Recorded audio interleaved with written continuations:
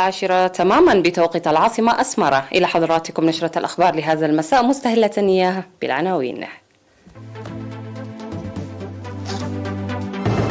البلاد تحتفل باليوم العالمي للتوحد.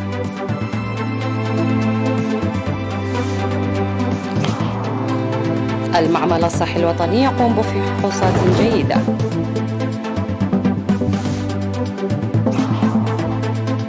العداء الأولمبية نازريت ولدو تكسر 3 أرقام قياسية في جنوب كوريا. الجيش المالي يؤكد تصفية 203 مسلحين خلال عملية عسكرية. اتفاقية تجارية غير مسبوقة بين أستراليا والهند لمواجهة الصين. تشيلي وبوليفيا مرة أخرى في محكمة العدل الدولية بشأن مياه سلالة. مرحبا بكم. احتفلت البلاد في 2 أبريل باليوم العالمي للمرض التوحد تحت شعار المشاركة في مكان العمل والتحديات والفرص بعد فترة الوباء. وقد شهدت منطقة مايدمنت في الأقليم الأوسط أنشطة رعاية الشتول المغروسة بهذه المناسبة. وقال رئيس جمعية الإعاقة الذهنية والجسدية المقدم برهاني بوخرتين إن رسالة هذا اليوم هو رفع الوعي بمرض التوحد ومساعدة المصابين به والتركيز على التحديات التي تواجه، كذلك التميز والعمل لتحسين حقوقهم وتغيير المفاهيم الخاطئة. وذكر أن التوحد هو إعاقة جسدية، ولأن الإعاقة الذهنية والجسدية هي في الأساس مسألة تخص المجتمع، لذلك يجب على الجهات المعنية خاصة التعليم والصحة العمل بقوة لبلوغ المستوى الذي بلغته منطقتنا والعالم أجمع. في غضون ذلك أحيا إقليم جنوب البحر الأحمر اليوم العالمي للتوحد في مدينة عصب على مستوى الأقاليم.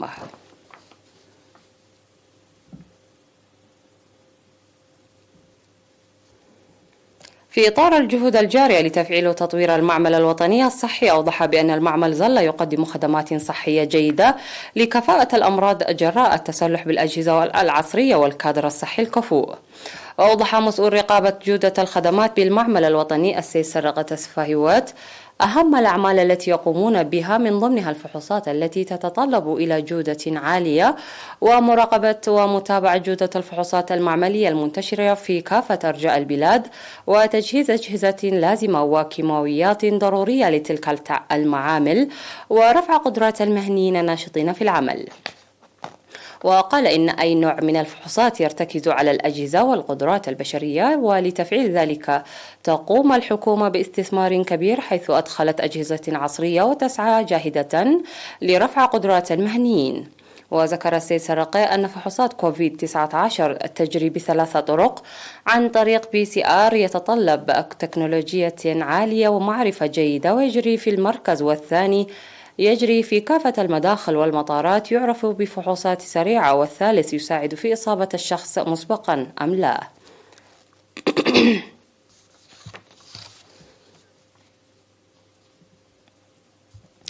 نظمت دورة تأهيلية في 29 والثلاثين من مارس ل83 مديريات ومساعديهن المنتخبات ضمن الانتخابات التي شهدها إقليم عنسبة.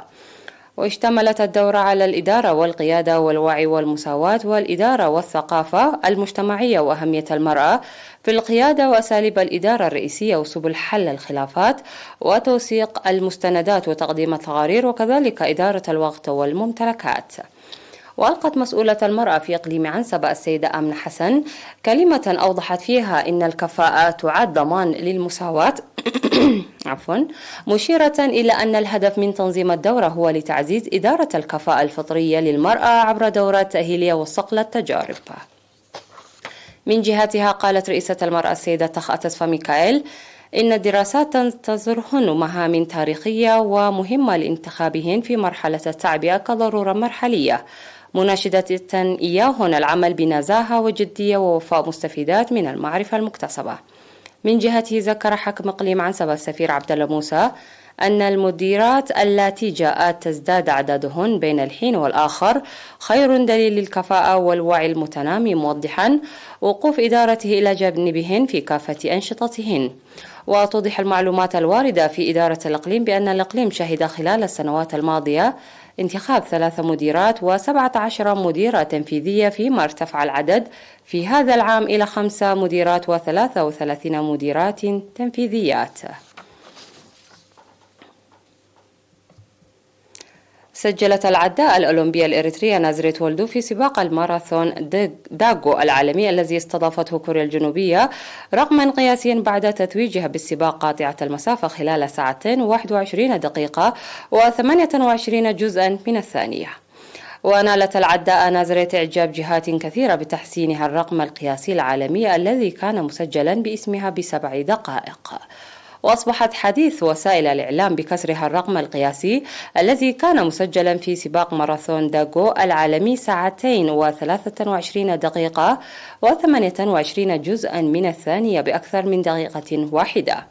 كما كسرت العداءة نازريت الرقم القياسي الوطني الذي كان مسجلا بالعداءة سمرة سلطان في سباق 10 كيلومترات منذ عام 2006، وهذه هي المرة الرابعة التي تحسن فيها الأرقام القياسية الوطنية، حيث سجلت رقما قياسيا في سباق بيروت العالمي 2018 ب2 و29 دقيقة و16 جزءا من الثانية، وفي عام 2019 في سباق ماراثون جولد كوست أستراليا في عام 2021 في ميلانو إيطاليا، حسب إفادة مستندات اتحاد ألعاب القوى الإريترية.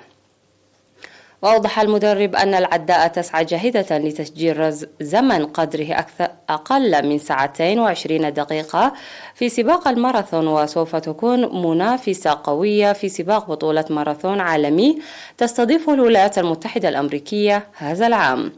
وقد بدأت مشوارها الرياضي في منشط العدو عام 2006 وعمرها 14 سنة مع فريق مربسيتيت. ونادي مربسيتيت هو نادي عريق يضم العديد من العدائين البارزين الذين حققوا نتائج عالمية قيمة، بينهم نازريت ولدو وراهيل دانييل. وقال رئيس النادي السيد تولد برهان تسفاغابر أن الإنجاز الذي حققته العداءة نازريت ولدو يرفع معنويات كافة العدائين الإريتريين، مشيرا إلى أن ناديه يعمل بالتركيز على الإناث.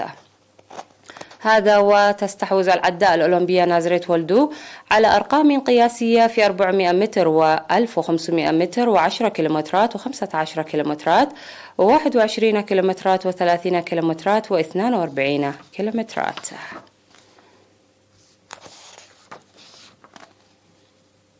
شهدت مديرية سرج قبل الإقليم الأوسط تكريم 15 من أعضاء الدفعة 34 الذين أحرزوا نقاطا عالية بلغت ما بين 3 و4 نقاط كاملة في امتحان الشهادة الثانوية الوطنية للعام الدراسي 2020-2021. وقال مدير مدرسة إمبادره الأستاذ غويتو أم نغاش في مراسم التكريم التي جرت في 2 أبريل أن التكريم يدفع بمسيرتهم القادمة، مناشدا المجتمع خاصة الآباء الوقوف إلى جانب المدرسة. وأوضح الأستاذ يوهانس أسكودو ممثل لجنة الآباء أن البرنامج يخلق قيرة شريفة على الطلاب الآخرين إضافة إلى الطاقة التي يضيفها على المتفوقين، مذكرا المتكرمين لمواصلة السير على الطريق الصحيح كعادتهم، داعيا الآباء للقيام بالمتابعة الجادة لأبنائهم. وأشاد مدير المديرية بمنظمي برنامج التكريم مناشدا الطلاب مواصلة جهودهم دون التهاون. عفوا.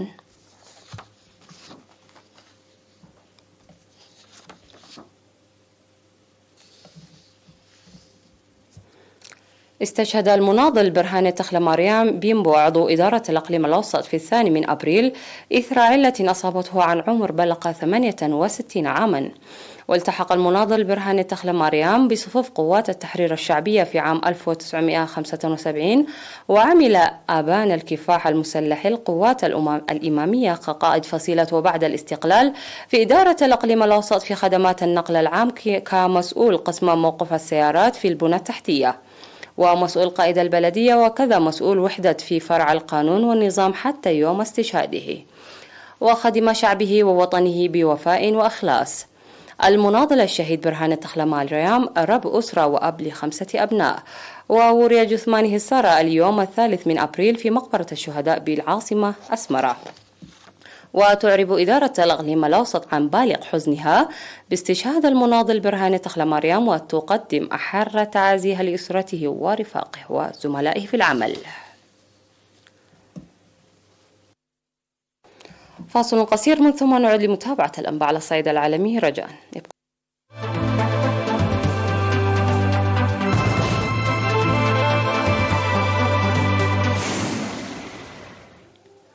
أعلن الجيش المالي أنه قتل أكثر من 200 مقاتل ينتمون إلى جماعات إرهابية مسلحة، وذلك خلال عملية في منطقة بوسط البلاد نفذت بين 23 وال31 من مارس المنصرم. وقال الجيش في بيان إن هذه العملية الواسعة النطاق التي جرت في منطقة مورا على بعد 17 كيلومترا شمال شرق كوجورو في دائرة ديجينا أتاحت قتل 203 مقاتلين ينتمون إلى جماعات إرهابية مسلحة، لافتا إلى أنها أسفرت أيضا عن اعتقال 51 شخصا واستعادة كميات كبيرة من الأسلحة والذخيرة. وقالت بعثة الأمم المتحدة في مالي مينوسما إن أعمال عنف أودت بعشرات المدنيين في الأسابيع الأخيرة في وسط شرق البلاد ومنطقة المثلث الحدودي. وشهدت هذه المنطقة الشاسعة أسابيع من العنف والاشتباكات بين العديد من التشكيلات المسلحة النظامية وغير النظامية بينها جماعات تابعة لتنظيمي القاعدة والدولة الإسلامية.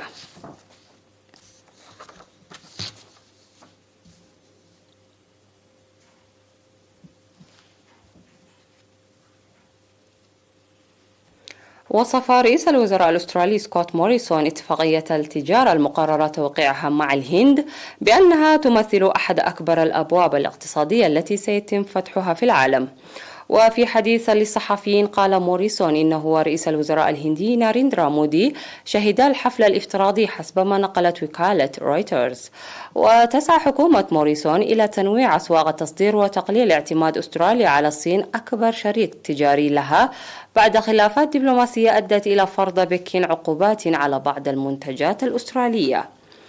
وتنهي الاتفاقية مع الهند التعريفات الجمركية على أكثر من 85% من صادرات السلع الأسترالية إلى الهند بقيمة 12.6 مليار دولار استرالي، وترتفع إلى نحو 91% على مدى 10 سنوات.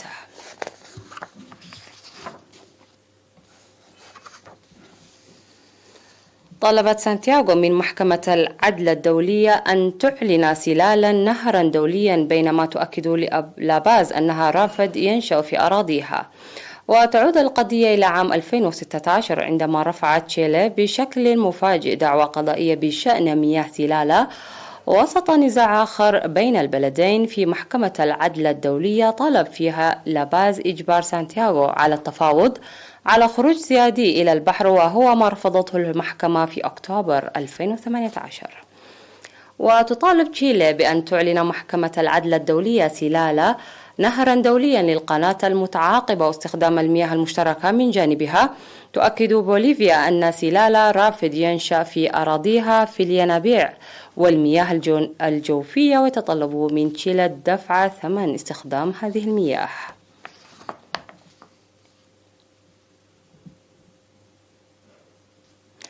لجأت السلطات الإيطالية إلى كلب آلي لمساعدتها على القيام بدورات في أطلال مدينة بومبي التي دمرها ثوران بركان منذ 2000 عام تقريبا. وسيعمل الروبوت سبوت الذي طورته شركة بوستون ديناميكس الأمريكية على فحص المباني القديمة بحثا عن مشاكل هيكلية خطيرة وتقييم التقدم المحرز في أعمال الترميم وتحديد وفحص الأنفاق التي أنشأها لصوص الآثار. وتفيد تقارير إعلامية بتراجع نسبة محاولة اللصوص سرقة آثار من بومبي وبيعها بعدما كثفت السلطات الإيطالية من حملاتها لمواجهة ذلك، رغم استمرار وجود أنفاق في المنطقة المحيطة بالموقع الأثري. ختام النشرة إليكم أهم ما جاء فيها.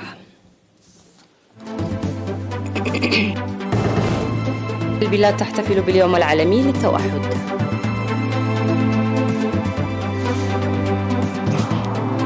المعمل الصحي الوطني يقوم بفحوصات جيدة.